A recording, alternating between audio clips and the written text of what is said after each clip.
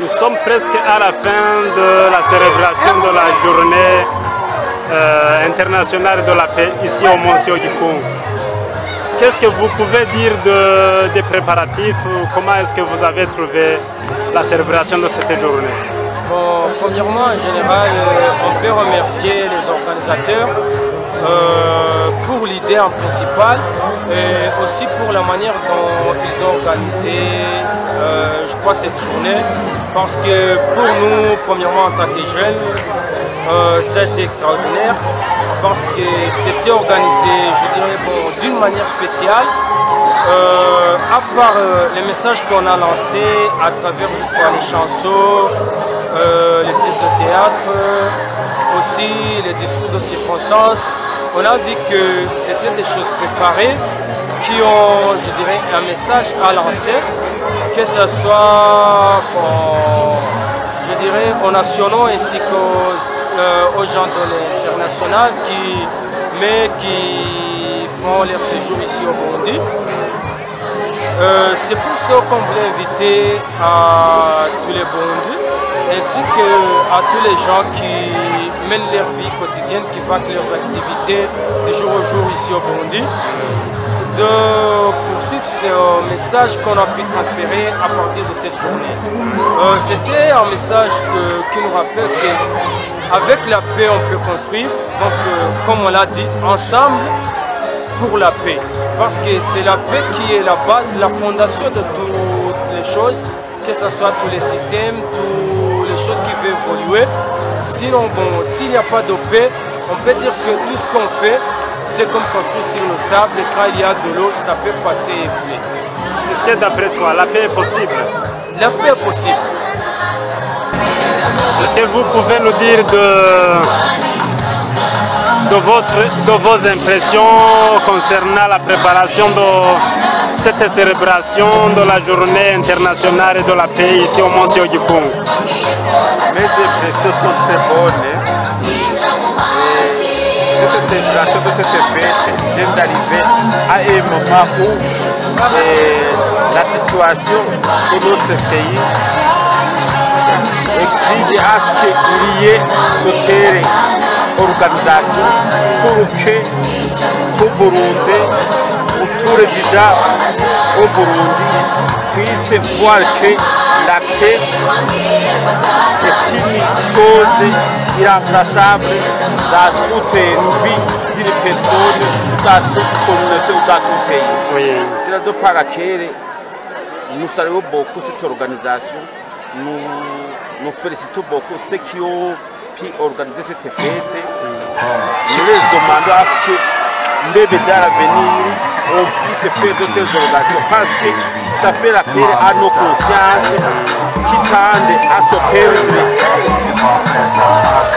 face aux aléas politiques, sociaux et même économiques.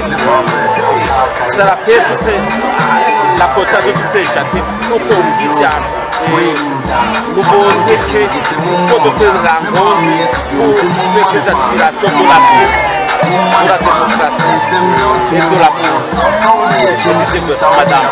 Oui, dans la célébration de cette journée, qu'est-ce qui vous a plus impressionné? Ce qui m'a plus impressionné, c'est qu'il y a eu cette rencontre de tout le monde, de tous les horizons, de toutes les catégories politiquement, socialement, religieusement même. C'était une rencontre de tout le monde sans frontières. On a vu la participation des catholiques, des protestants, même des musulmans, même des non-croyants qui aspirent à la paix pour le monde. C'est ce qui m'a beaucoup impressionné. Est-ce que pour vous, la paix est possible? La paix est toujours possible avec le concours de Dieu, avec notre Seigneur Jésus-Christ et avec l'appui de Marie, notre Mère. La paix est toujours possible.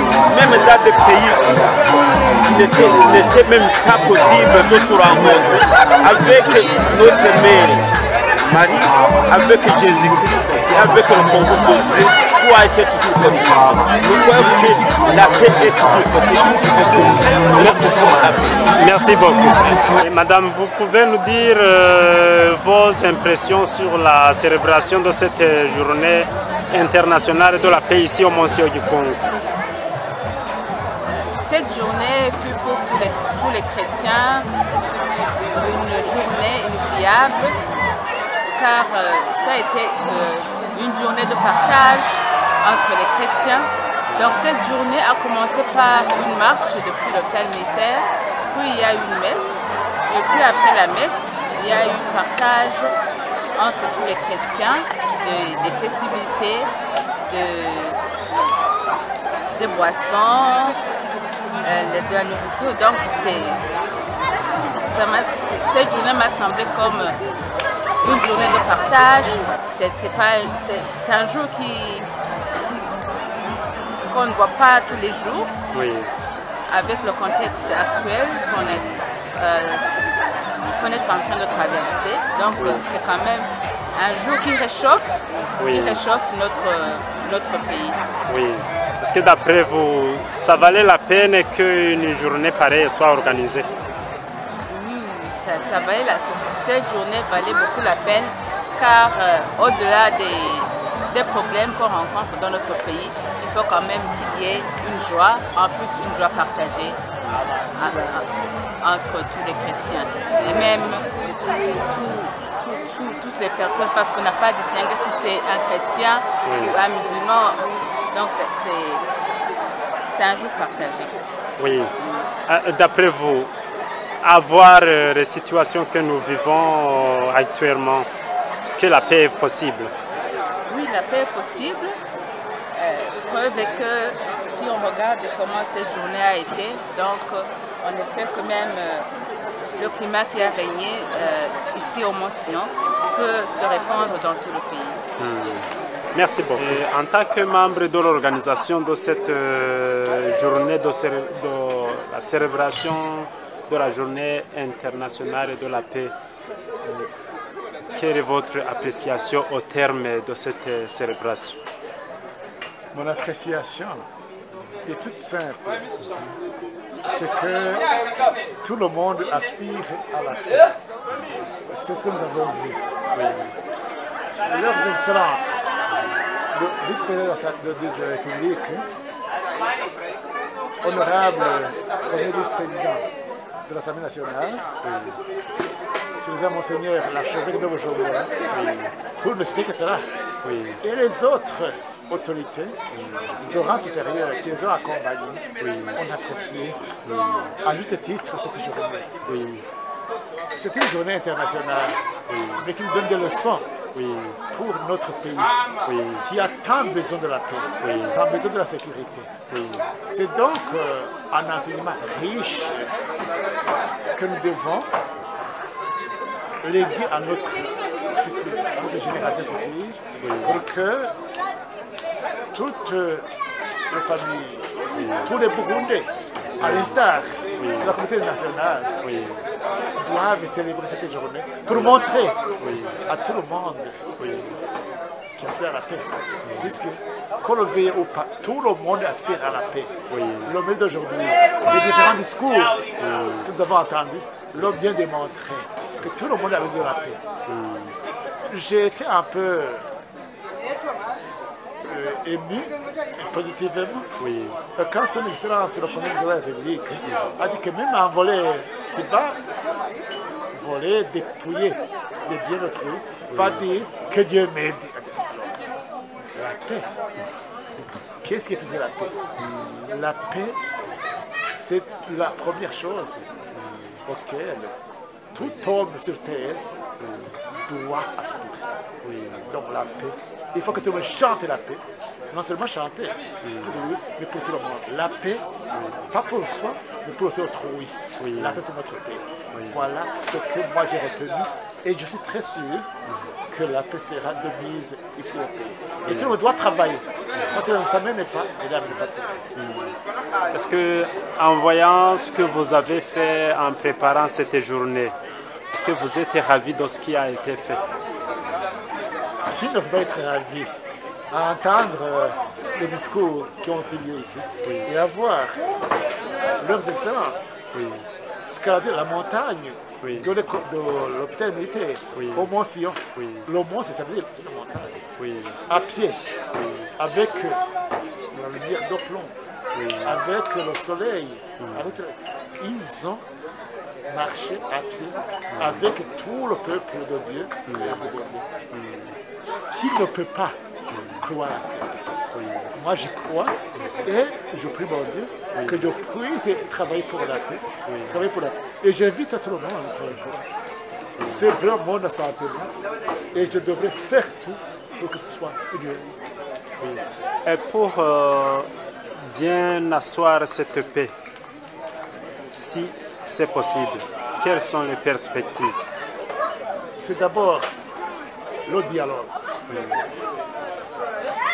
Je commence à prendre l'âge depuis longtemps, même dans l'enclos, dans le foyer, on doit dialoguer. Partout en famille, pourquoi pas? Puisque, d'après ce que j'ai appris, la famille, c'est la cellule mère d'une nation. Et si on dialogue en famille, pourquoi dans la nation? On n'a pas de dialogue. Le dialogue, qu'importe comment on va l'amener, mais le dialogue doit être de mise pour que nous respectons tous à la paix. Parce que c'est la base, sans parler, il y a toujours du bien qui est ici. Oui. Et au terme de cette célébration, quel est le message de paix que vous pouvez donner? D'abord, à nos dirigeants, Oui. qu'on le veuille ou pas, ce sont eux qui nous guident. Oui. Nous devons leur demander la paix. Mais aussi pas à eux seuls, mais c'est à nous. Parce qu'il y a des slogans que moi, personnellement, je n'aime pas. Donnez-nous la paix, donnez-nous la paix. Mais nous aussi, nous devons travailler pour la paix. Nous devons œuvrer pour la paix. Pour que nos dirigeants puissent avoir un sentier pour faire la paix. Même si on est président de la République, président de l'Assemblée, gouverneur, ministre, à eux seuls ne peuvent pas mettre la paix. Mais nous devons essayer de suivre les enseignements de la paix. Nous devons essayer de faire la paix chez nous, puisque comme je l'ai dit, la famille étant la cellule mère d'une nation, si chaque famille fait la paix, si réellement la paix réside dans cette famille, tout le monde va avoir la paix. Et la paix est pour tout le monde, et tout le monde doit travailler pour la paix. Ah oui. Et en fait, est-ce que vous pouvez vous présenter? Moi, je m'appelle Maker Nahimana. Je suis un fonctionnaire de l'État et je suis un chrétien. De ces deux, au sein de cette organisation Atelier École de la foi. Au sein de cette organisation, aujourd'hui, j'étais chargé de coordonner les cérémonies, j'étais coordonné, comme on dit dans le jargon administratif, le maître de cérémonie d'aujourd'hui. Et Dieu m'a aidé. Pas seulement moi, ce n'est pas moi qui ai fait tout le comité. Mais comme j'étais coordinateur, je peux me targuer de me dire que Dieu m'a aidé pour bien coordonner ce travail. Et la Sainte Vierge m'a vraiment mis dans son manteau pour que je puisse d'abord être humble, simple, mais aussi avoir la force, le courage et l'intelligence pour essayer d'organiser et de mener à bon port cette journée. Merci, Dieu vous bénisse. Merci également.